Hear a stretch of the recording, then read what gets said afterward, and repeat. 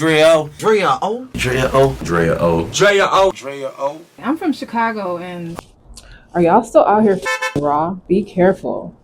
I've been seeing all up and down my Facebook timeline that something might be happening in Chicago. Soon as I heard about this passing out and all that other shit, shorty, I hurried up and went to the doctor, shorty.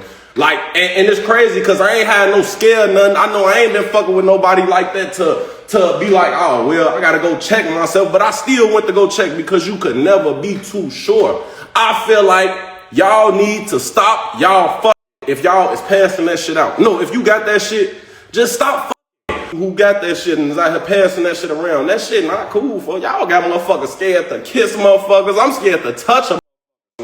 They say when the outbreak happening on the phone, that's when they pass the shit. Like, you never know. A motherfucker might get that shit, man, from touching them. Y'all gotta stop that shit, man. Y'all need to tell y'all, dip y'allself in some shit, blow in the dark or something, so a motherfucker what we dealing with. Cause obviously y'all be scared to tell. Pop up with it. Oh yeah, damn. So gave me hurt. Motherfucker think we not supposed to try to kill you? Like, I'm gonna try to kill you. I'm not gonna lie to you, shorty. Like, my life is over with, so your life gotta be over with. After I kill you, I'm gonna kill myself because I can't imagine not being able to f for the rest of my life, shorty. I gotta go through life and basically tell everybody, yeah, I got that shit. Hell no. I'm killing you and I'm killing my damn self. On bro, no. Everybody, what shorty say? Everybody gonna die in this. It reminds me of this interview that I did with this girl named Jessica from Chicago. She moved to Atlanta and caught HIV. I was 22, young, college-bound, full-time job, no kids, no responsibilities really, partying, hanging out, doing all things that, young African-American girls do. And with the lifestyle I had, I just never thought I would contract HIV. My name is Jessica Davis. I'm 30 years old, and I'm HIV positive. It turns out to be one of the biggest interviews that I've ever done. With 4.5 million views on Revolt TV's YouTube channel, I'm grateful that they let me produce a series like this because it turns out it's timeless and it's more culturally relevant than ever. Pay attention to y'all health, fool. Health is fucking wealth. Like, don't be out here kissing that motherfucker. Don't eat every pussy that you come across. Stop eating all these hoes ass. Like, for you niggas is like, for I ain't gonna lie, for y'all niggas is crazy, short. Then y'all be around this bitch one day like, damn, for how the fuck I wake up with that shit around my shit? For you was just in the club eating coochie and shit. You pulling hoes panties off in the club, shorty, not knowing that this bitch got that real clap 'em down. No doubt. I advise you to go watch it. Just go watch it. Because some of y'all are out here playing around and you only have one life to live. More on this coming soon. I'm Drea O. I was 22, young, college-bound, full-time job, no kids, no responsibilities really, partying, hanging out, doing all things that, young African-American girls do. And with the lifestyle I had, I just never thought I would contract HIV. My name is Jessica Davis. I'm 30 years old, and I'm HIV positive. I am from Zion, Illinois. It's about 45 minutes north of Chicago. Most people from Chicago know it because it's by Six Flags. I was born and raised there, and I graduated from high school there in 2005, and I went straight to college. After high school, I went to Southern Illinois University in Edwardsville, which is in Southern Illinois. So talk to me about what your life was like at the age of 20. At 20, I had decided to move to Georgia. I attended SIU for like 3 years, and I had an opportunity to visit Atlanta. I stayed for like a week, and when I came back to Illinois, I decided that Illinois wasn't really where I wanted to be. So I moved back to Georgia. I had godparents there at the time. That was it. I didn't have any other like immediate family. All my family was still in Zion, Northern Illinois, however you want to say. So I moved in 2008, June of 2008. So I would have been going into like my junior year of college. Talk to me about what made you want to make the move from Illinois to Atlanta. I was loving the weather first and foremost. I was kind of tired of the cold. It was a different culture being down south versus being in the Midwest. I just felt, I guess, more comfortable down there. I was offered a full-time job, and it was like my first full-time job, so I had an opportunity to make money. But I think the deciding factor was the fact that I was leaving a relationship that I was in. I was in a long-term relationship at the time, and it wasn't working out for us. And I thought that going to Georgia would, like, having that space would help us when I came back, to go to college. But the distance actually took like a worse toll on our relationship. And by the time it was time for me to go back to SIU, I just didn't want to go back. I didn't want to deal with the relationship. I didn't want to deal with, anything that had to do with him. So I just decided to stay. I met friends at my job that were attending like Clark Atlanta and Morehouse. So I used to go to the AUC, which is the Atlanta University Center. It's like all of those colleges together. And we used to go out there and just hang out and party, like every weekend. So I worked Monday through Friday, and on the weekend, it was like my fun time. I didn't have any kids, I wasn't really paying rent because I was living with family. So it was like all the money that I was making was my money. I didn't have to share it with anybody. I didn't have responsibilities like that. So, I was living. So it sounds to me like you were living the life, 21 years old in Atlanta, no kids, money, nice weather, friends, and you're kind of just having fun. What changed? One night I went to a club with one of my good friends and that I had met while I was down there. She was actually from Chicago, but she was attending Clark Atlanta. And I dropped her off after the club and at her boyfriend's house. And I was sitting at a light, and this car pulls up next to me. This guy is like telling me to roll my window down in the car, and I'm looking, and I'm like, I am not about to roll my window down. It's 3:00 in the morning, and I'm like, what is he doing out at 3 a.m? And then I'm like, well, he's probably doing the same thing that I was doing, leaving the club. And every time I turned and looked, he was going like this to roll my window down.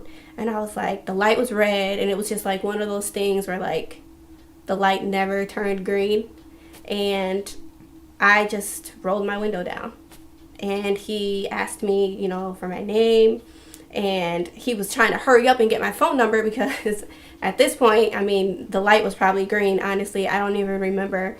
But I know there was nobody behind us because somebody would have been honking at us. But he asked for my number, and I was like really hesitant to give it to him. But I had only been in Georgia like 6 months. So I really didn't know anybody.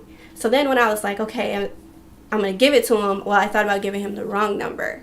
And then I was like, well, I'm just going to give it to him. He was cute, So I gave him my phone number, and it just seemed like the light turned green after that.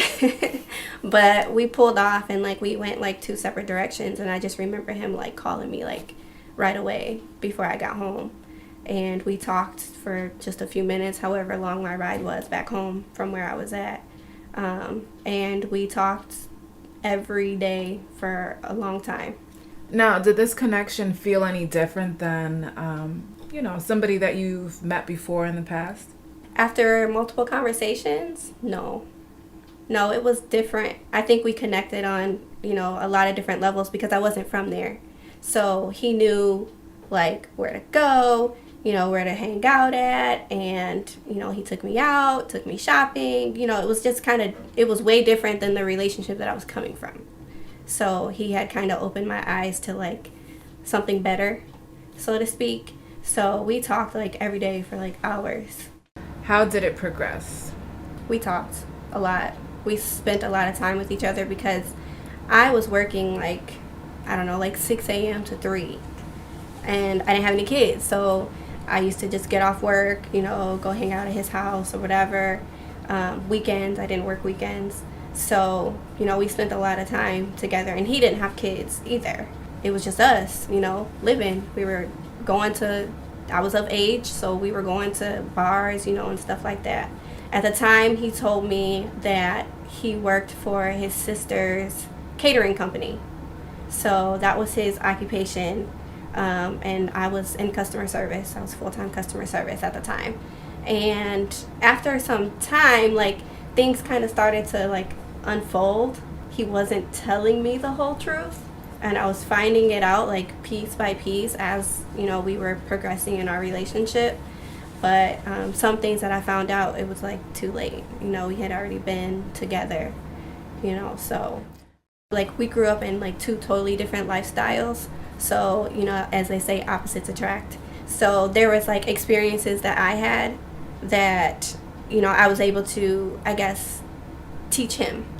We were able to teach each other things, experiences that we have never been through before. We went shopping. We went out to eat. I love pizza. So, we were always California Pizza Kitchen was my favorite place. And he used to take me anywhere I wanted to go. Or if I said I wanted something, or if we were out at Atlantic Station. We used to go to Atlantic Station all the time, and that's an outdoor mall. So if we were just walking around window shopping or whatever, and I say I want something or I saw something that I liked, he would get it for me. And he had a lot of money, cash. So I questioned it, but then I was whatever, he was paying, so I didn't ask. When did the red flags start to go off? When did you start noticing something wasn't right? One red flag came up, and from that day, it was just all downhill. We went to a bar in the suburbs of Atlanta, and we got to the door, and the guard at the door said, he checked his ID, and he said, "Oh, you just made it." And it was his birthday. And I was confused because I'm he told me he was 21, turning 22. So when he said, "Oh, you just made it," I was that doesn't sound right. Just made it what? So then when we got inside to the bar, I was "Let me see your ID." And he showed me his ID, and he had just turned 21. Even though he lied about his age by 1 year. I was 21 at the time, so he told me he was 21, but he was 20. And then it all started to make sense because when we were going out, to the bars, he would give me the money to go get the drinks. But he would never go up there and get the drinks himself, which I didn't care because he was paying for it, you know what I mean? But after that moment, it was just I started to question everything, okay, well, do you really work for a catering company? Because you don't get up every day and go to work. I spent a lot of time with him in between my work hours. So it would be my assumption that he was going to work while I was at work. But after that incident, then it was okay, so what's really going on? He introduced himself with his middle name. Wow. So when I met family, they kept addressing him as his first name, and I was I don't know who is that? And they're "Oh, that's his first name." Oh, okay, well, that's great. Because I had no idea who this person was that they were talking about. And, I started to question these things. But the type of person he was very manipulative. And he was very convincing. So if I asked him something, he would tell me, and he would explain it very thoroughly in a way that was hard to question a second time. When did you start thinking that this wasn't the person that you thought he was? We got in a fight. And it was the first time somebody had ever put their hands on me. And I just cut it off. It just wasn't gonna happen for me. And I just stopped talking to him after that. For we didn't talk or text or call or no communication for 5 months. So I just cut it off. Forget you too. Okay, bye. And that was it. We didn't talk for a long time. I mean, he's not a bad looking person. You know what I mean?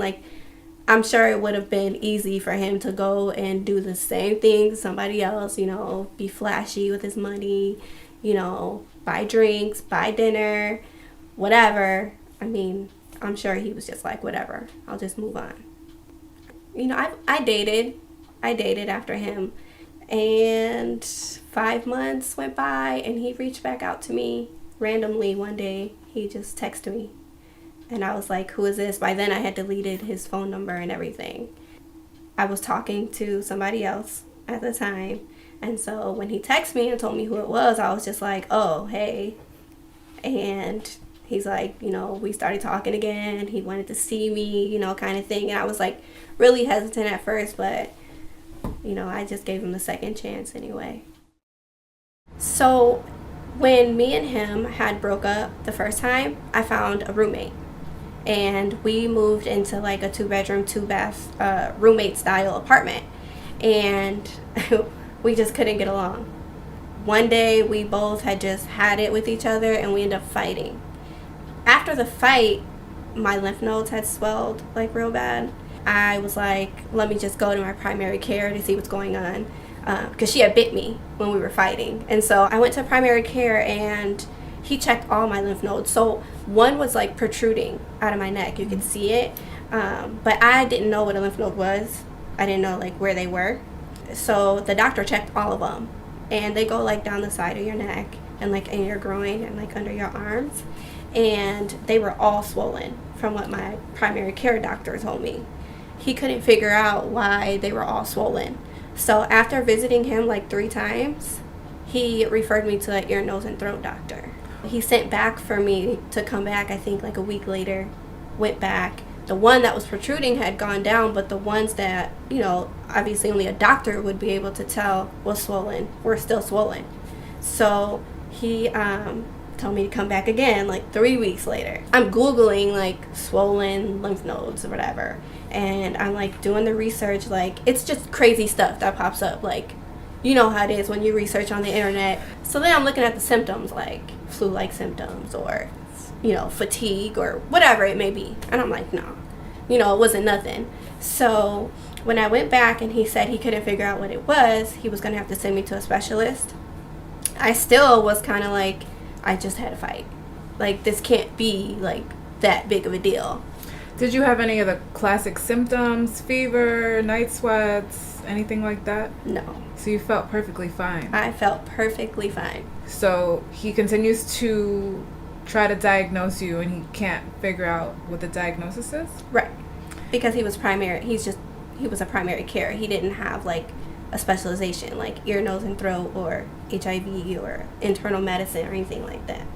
So he referred me to someone that did. So when I went to the ENT, he did like blood test, and I remember him looking in the back of my throat.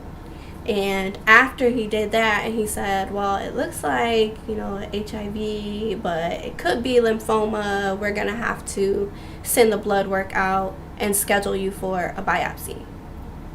Like, what?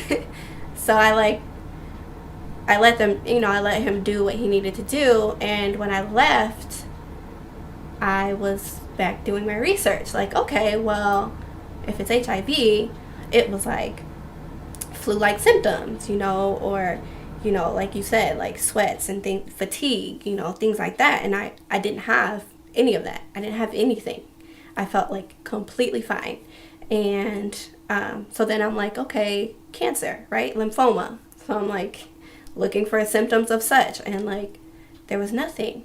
So then I was still convinced that it was nothing. So when he's sitting in the doctor's office, he just casually says to you it's either HIV or cancer. What's going through your mind at that point? I was kind of like, no way.